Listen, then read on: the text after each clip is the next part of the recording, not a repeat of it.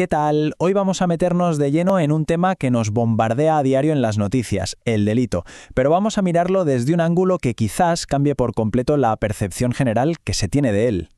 Y para arrancar, vamos con una pregunta que puede sonar un poco loca. ¿Existe realmente el delito? Puede parecer una tontería, ¿no? Pero esta pregunta es la llave maestra para abrir una idea muy, muy poderosa sobre cómo funciona nuestra sociedad y la justicia. Claro, la respuesta obvia, la de manual, es esta. Un delito es, pues, lo que la ley dice que es. Punto. Si el Código Penal lo prohíbe, hacerlo es un delito. Parece simple, ¿verdad? Bueno, pues aquí es justamente donde la cosa se empieza a complicar. Bien, vamos a la primera sección. La idea central de todo este análisis es que el delito no es un hecho natural, sino una construcción social. Pensemos en esto un segundo. Un árbol, una roca, esas cosas existen ahí afuera, en la naturaleza, da igual si las miramos o no. Pero un delito, eso no lo vamos a encontrar tirado en el campo. No tiene, digamos, una existencia física propia. Exacto, por eso se dice que es un artificio humano. O sea, es una creación cultural, algo que nosotros, como sociedad, hemos inventado y definido para etiquetar ciertos comportamientos. Y esta cita de la fuente lo clava. El delito no existe, es una definición política, una construcción sociocultural. Esto es potentísimo. Significa que lo que hoy se considera un delito, mañana podría no serlo, o lo que aquí es un crimen, en otro país es perfectamente normal. Entonces, ¿qué es eso de una construcción social? Pues básicamente es un acuerdo colectivo. Como sociedad, nos ponemos de acuerdo en qué comportamientos son problemáticos. En este proceso intervienen el Estado, la policía, los jueces y también el sentir general. Y lo interesante es que al hacer esto es como si pusiéramos un foco sobre ciertos problemas, mientras dejamos otros completamente a oscuras. Y lo más importante, no es algo fijo, cambia con el tiempo y de un lugar a otro.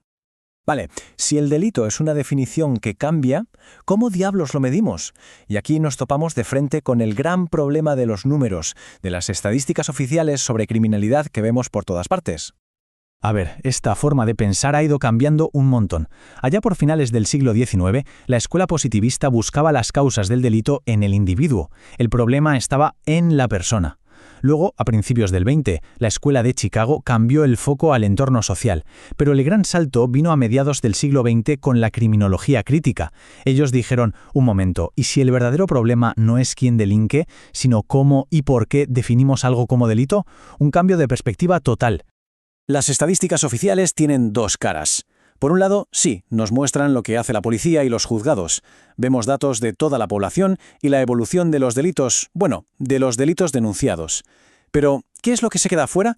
Pues casi todo. Omiten los delitos que nunca se denuncian, los crímenes complejos de cuello blanco, y normalmente se centran mucho en el delito callejero, ignorando la perspectiva de la víctima y los sesgos del propio sistema. Entonces, ¿hay alguna forma de ver ese delito que se esconde, el que no sale en las cifras oficiales? Pues sí, por suerte tenemos otra herramienta. Se llaman encuestas de victimización. La idea es súper sencilla, pero muy potente. En lugar de ir a los registros de la policía, se le pregunta directamente a la gente. Así se captura esa realidad que nunca llega a las comisarías. Y cuando se hace esto, los resultados son espectaculares. Lo que vemos es que el delito registrado oficialmente es solo la punta, pero una punta muy, muy pequeña del iceberg. La grandísima mayoría de los delitos se quedan ahí, ocultos, en la sombra. A esta brecha gigantesca entre la realidad y los registros, los criminólogos le llaman la cifra negra. Es todo ese universo de delitos que ocurran, pero que el sistema de justicia simplemente no ve. Es el verdadero tamaño del problema, y es casi invisible para las estadísticas que leemos en los periódicos. Llegados a este punto, la pregunta es, vale, muy interesante, pero ¿por qué importa todo esto? Pues importa, y mucho. Saber que el delito es una construcción y que los números nos engañan lo cambia todo. Si tuviéramos que resumirlo en 4 ideas clave, serían estas. Primero, el delito es una definición, una etiqueta.